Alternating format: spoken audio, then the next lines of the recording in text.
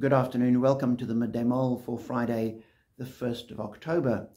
With Robert Murray McShane, today we read 1 Kings chapter 3.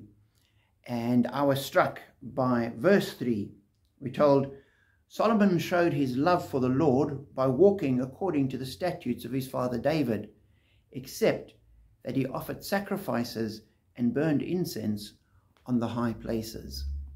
So Solomon was walking as David had, except he went and sacrificed on the high places. At that point, the religious life was slowly being focused on Jerusalem. The Ark of the Covenant was there. That was where sacrifices should be made. But the people continued to worship in various places where they had, over the years, worshipped God at various high places.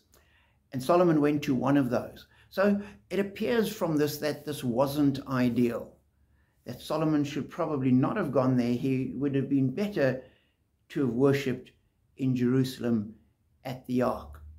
But he went to a high place, and we're told the king went to Gibeon to offer sacrifices, for that was the most important high place, and Solomon offered 1,000 burnt offerings on that altar. So he went and he worshipped generously, and he worshipped well.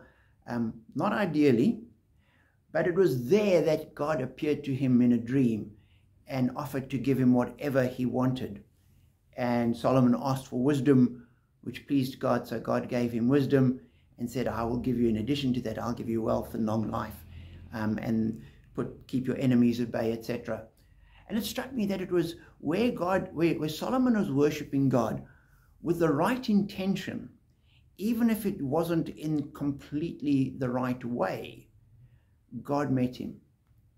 And for me, that's an encouragement that God doesn't hold back, as humans often would say, oh no, I'll wait until you get back to Jerusalem. I'm not going to meet you there. I'll wait till you get back to Jerusalem and then I'll meet you. He saw the attitude of Solomon's heart, that Solomon, although not perfect, was wanting to do the right thing, was wanting to worship God. And despite it being imperfect, God accepted it, and God met Solomon, and God blessed Solomon.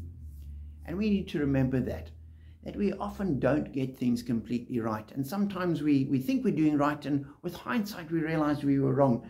Sometimes we do things and we're not quite sure, but we do what we think is right.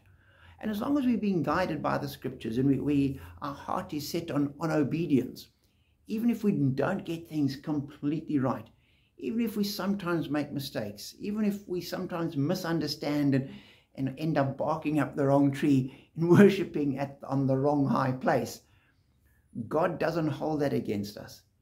Indeed, he meets us where we are, because he is gracious, compassionate, loving and forgiving.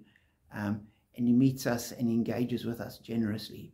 So be encouraged to keep looking for God, to keep worshipping God, to keep reaching out to God, knowing that he doesn't wait for us to get it right, because he has got it right, and he is right, and his love and meets us where we are. So be encouraged in that today.